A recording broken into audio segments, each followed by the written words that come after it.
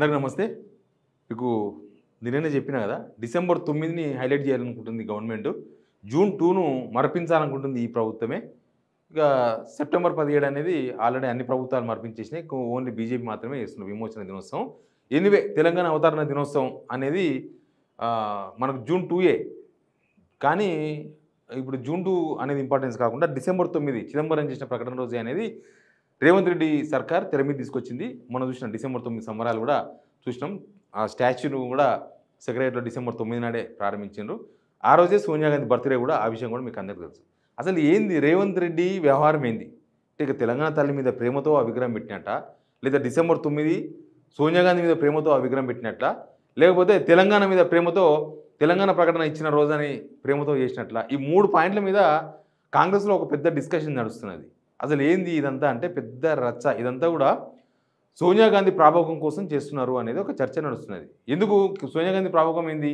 వాళ్ళ లీడరే, ఈయన వాళ్ళ ముఖ్యమంత్రే, వాళ్ళ పార్టీ ఆయన్నే. ప్రాభవం ఏంటంటే మీకు తెలుసు కదా, ఆల్రెడీ ఢిల్లీకి పోతే పట్టించుకునే పరిస్థితులు లేకుండా పోయినాయి. ఇప్పుడు అసెంబ్లీ ఒకరోజు నడిచి ఒకరోజు వేసి వాయిదా వేసి పోయిండు, రాజస్థాన్కి పోయిండు. రాజస్థాన్లో వాళ్ళ సడ్డగుని బిడ్డ పెండ్లో కొడుకు పెండ్లో ఉందంట. ఆయన పోతే ఇంకా అసెంబ్లీ వాయిదా. అట్లా అయిపోయింది పరిస్థితి. తెలంగాణకి ఎవరు వచ్చినా రాజులే వస్తారు తప్ప మామూలు పర్సన్స్ ఎవరు ముఖ్యమంత్రులు గారనేది మనకు తేలిపోతున్నది. ఆయన రాజస్థాన్ పోయిండు, రాజస్థాన్కి వెళ్ళి ఢిల్లీకి వస్తారంట. వాళ్ళని కలిసే ప్రయత్నాలు. రాహుల్ గాంధీనే కలవలేకపోతున్నాడు. ఇక సోనియా గాంధీని రాహుల్ గాంధీ కలవడం అనేది డిసైడ్ అయిపోయింది ఆయన. రాహుల్ గాంధీ కలవడు, రాహుల్ గాంధీ మనకు టైం ఇయ్యడు. ఎందుకంటే దానికి చాలా ఉన్నాయి. ఇక ఫైనల్గా ఏం చేస్తున్నారంటే రాహుల్ గాంధీ కలవనీకే కేవీపీని మధ్యవర్తిగా పెట్టి చేసినట్టు ప్రయత్నాలు. కేవీపీతోన చెడిపోయిన ఆ రిలేషన్ను మళ్ళీ బిల్డ్ చేసే ప్రయత్నాలు నడిచినట్టు ఈ మధ్యకాలంలో. కానీ కాలేదు. తర్వాత ఆయన ఉన్నాడు కదా, కొప్పుల రాజు అని వైజాగ్ అతను ఉంటాడు, కాంగ్రెస్ అతను ఢిల్లీలో ఉంటాడు. ఆయన ద్వారా కొన్ని ప్రయత్నాలు జరిగినాయి, వర్కౌట్ కాలేదు. ఇంకా రాహుల్ గాంధీని స్వయంగా కలిసే ప్రయత్నాలు కూడా చేసినాం. మనం చూసినాం కదా, కేరళ పోయినప్పుడు చూసినాం, మొన్న మహారాష్ట్ర ఎలక్షన్స్ అప్పుడు చూసినాం. మహారాష్ట్ర ఎలక్షన్స్లో ఈయన దాదాపుగా 7-8 సార్లు ప్రచారానికి పోతే రాహుల్ గాంధీ కలవాలి. ఢిల్లీ ఇప్పటికి 28 సార్లు పోతే, పార్లమెంట్ ఎలక్షన్స్ తర్వాత 14 సార్లు పోతే కలవాలి. 18 సార్లు పోయినట్ట. పార్లమెంట్ ఎలక్షన్స్ తర్వాత 18 సార్లు ఢిల్లీ పోతే ఒక్కసారి కూడా కలవలే. అట్లా ఉంటుంది కథ. కాబట్టి ఇంకా రాహుల్ గాంధీ కాదు, సోనియా గాంధీని కొద్దిగా దారిలోకి తీసుకొచ్చుకుందాం అనే ప్రయత్నాలు ఏదో చేస్తున్నాడు. అందుకే డిసెంబర్ 9 తెలంగాణ తల్లి విగ్రహం పెడితే పెట్టిండొచ్చు. కానీ ఇంకా సోనియా గాంధీ బర్త్డేను తెలంగాణలో, సోనియా గాంధీ తెలంగాణ తల్లి, సోనియా గాంధీ ఆమె బర్త్డేనే తెలంగాణ తల్లి అవతరణ దినోత్సవం. పాయింట్ గుర్తుపెట్టుకోండి. తెలంగాణ తల్లి అవతరణ దినోత్సవం, సోనియా గాంధీ బర్త్డే. అట్లా సోనియా గాంధీని ట్రాప్లో దింపే ప్రయత్నాలు ఏదో చేస్తున్నాడు. అందుకే అందులో భాగంగా ఇదంతా అనేది ఒక చర్చ నడుస్తుంది. నేను ఇన్ని రోజులు నేను రాహుల్ గాంధీని కలుస్తలేడు, సోనియా గాంధీని కలుస్తలేడు, అవకాశం వస్తలేదు, అది లేదు ఇది లేదు అని చెప్తే కొందరు ఏమో, నేను పక్కా సోర్స్తోనే చెప్తా, సోర్స్ లేకుండా వార్త చెప్పాల్సిన అవసరం నాకు కూడా లేదు, పుట్టించి చెప్పాల్సిన అవసరం అసలు లేదు. ఇది చూస్తే మీకు క్లారిటీ వస్తుంది. ఢిల్లీలో కాంగ్రెస్ అగ్రనేత రాహుల్ గాంధీతో మంత్రి సీతక్క భేటీ అయ్యారు. ఎప్పుడు పోస్ట్ ఇది? డిసెంబర్ 10. ఇంకో మంచి చేతులు చేసి సరే ఒక ఫోటో అయితే వాళ్ళే పెట్టుకున్నారు. కాంగ్రెస్ ఫర్ తెలంగాణ అనే గ్రూపులోనే ఎక్స్లో పెట్టుకున్నారు. రేవంత్ రెడ్డి ఇట్లాంటి ఫోటో కోసమే ప్రయత్నం చేస్తున్నాడు. కలిసిన అని చెప్పుకుందామని ప్రయత్నం చేస్తున్నాడు. రాహుల్ గాంధీ కలిసిన అని ఒక్క ఫోటో కోసం చూస్తున్నాడు, కానీ అయితలేదు. గుంపులో గోవిందం అవుతుంది. సోనియా గాంధీని ఈయన ముఖ్యమంత్రి అయిన తర్వాత గుంపులో గోవిందంలాగానే కలిసిండు. ఇండివిజువల్గా కలవాలి ఇప్పటిదాకా కూడా. సోనియా గాంధీని కూడా అందరూ మొత్తం మంత్రులందరూ కలిసిండ్రు. సర్వదర్శనమైంది తప్ప రేవంత్ రెడ్డితో సపరేట్గా సోనియా గాంధీ కూడా భేటీ కాలేదు. రాహుల్ గాంధీ ఎట్లా కలవని డిసైడ్ అయిపోయి, ఎందుకంటే అన్ని ప్రయత్నాలను విఫలమైపోయి సోనియా గాంధీ కలిసే ప్రయత్నాలు నడుస్తున్నాయి. అందులో భాగంగానే డిసెంబర్ 9 తెలంగాణ తల్లి అవతరణ దినోత్సవం, సోనియా గాంధీ బర్త్డే, ఇవన్నీ ట్యారీ చేసుకొని సోనియా గాంధీ కళ్ళలో పడే ప్రయత్నం ఒకటి. అందులో భాగమే డిసెంబర్ 9 చేస్తున్నాడు. ఆయన ఎవరి మీద ప్రేమ లేదు. ఇక్కడ సోనియా గాంధీ మీద ప్రేమ లేదు, తెలంగాణ తల్లి మీద ప్రేమ లేదు, తెలంగాణ ఇచ్చిన డేట్ డిసెంబర్ 9. ఈ మూడింటి మీద చిత్తశుద్ధి లేదు, ప్రేమ లేదు. చిత్తశుద్ధి ఉంటే బాలయ్య సాంగ్స్ పాడిస్తారా? చూసాం కదా బాలయ్య సాంగ్స్.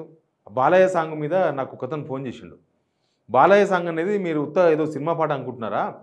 కాదు, కమ్మ వాళ్ళ జాతీయ గీతం అంటది.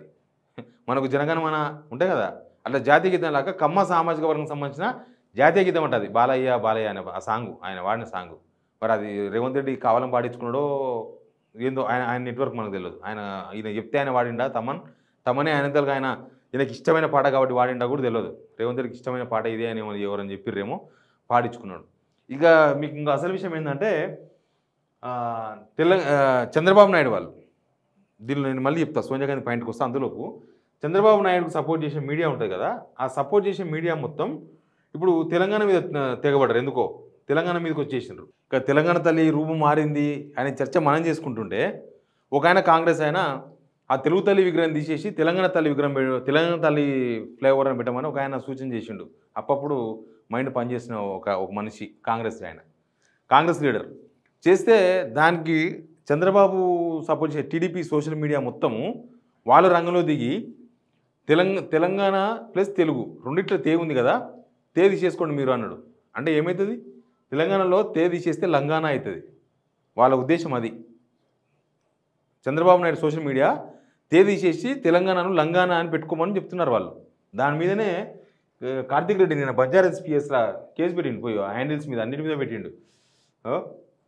Will be filing A criminal case on these accounts చూడని కొన్ని హ్యాండిల్స్ ఏమేమి ఉన్నాయో హ్యాండిల్స్ మొత్తం కూడా పోయి ఆడ అలా కంప్లైంట్ చేసిండు. ఇక ఏం చేస్తాను చెప్పండి, ఇక లాస్ట్కు మనమే వాళ్ళ మీద కంప్లైంట్ చేయాలి. కాంగ్రెస్ వాళ్ళు ఏం చేయరనమాట. వీళ్ళకు ఏం లేదు, మతి లేదు, శుద్ధి లేదు, ఏమీ లేదు.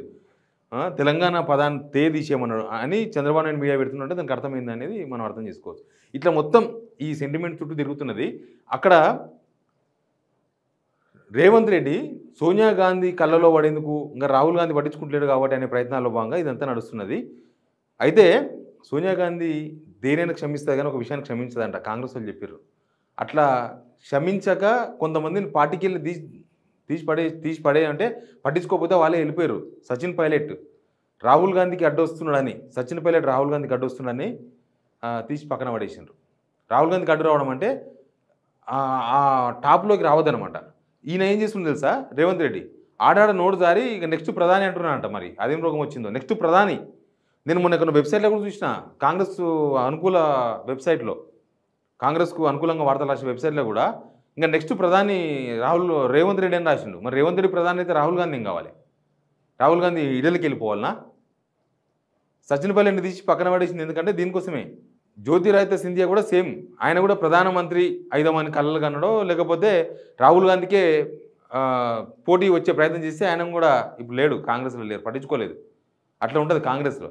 ఈయన కూడా ఇప్పుడు సోనియా గాంధీ వాళ్ళ కొడుకు అడ్డం వస్తా, వాళ్ళ కొడుకు కావాలి ప్రధాని అనేది ఆమె కోరిక. కానీ ఈయన ప్రధాని అయితే అని చెప్పుకొని తిరుగుతున్నాడు. కొత్త మాట ఇది, కొత్తగా కాంగ్రెస్లో జరుగుతున్న చర్చ కూడా ఇది.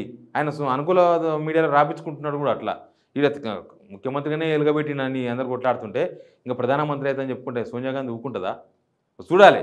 ఇట్లాంటి ఫోటో ఇందాక చూపించాం కదా సీతక్క ఫోటో, అట్లా ఏమన్నా ఫోటో కోసమే ఈయన ప్రయత్నం చేస్తున్నారు. ఒక్క ఫోటో వస్తే చాలు నేను ఇంకా, ఎందుకంటే ఇట్లే కొన్ని రోజులు అయిందనుకో, రాహుల్ గాంధీ పట్టించుకోక, సోనియా గాంధీ పట్టించుకోక, కలవాక ఇట్లే ఇంకొక 2-3 నెలలు అయిన తర్వాత, ఎందుకంటే సంవత్సరం అయిపోయింది పరిపాలన, కాంగ్రెస్లో అసలు కథ స్టార్ట్ అవుతుంది. ఇప్పటిదాకా ఏం కాదు, ఇప్పటిదాకా హనీమూన్ పీరియడ్ నడిచింది. సినిమా అంతా వేరేలాగుంటుంది. అధిష్టానం పట్టు ఉంది, అధిష్టానంతో ఈయన గుడ్ లుక్స్లో ఉన్నాడు అనుకుంటేనే కాంగ్రెస్లో జీవితం. లేకపోతే తొక్కేస్తే ఇరవతోడు ఏమని తెలియదు, తొడిమేవాగులో పోతారు అంటారు చూడు, తొక్కేస్తే తొడిమేవాగులో పోతారు అన్నట్టు తొడిమేవాగు కూడా ఓడిన అంత దారుణమైన సిచ్యువేషన్ ఉంటుంది ఈయన కాంగ్రెస్లో.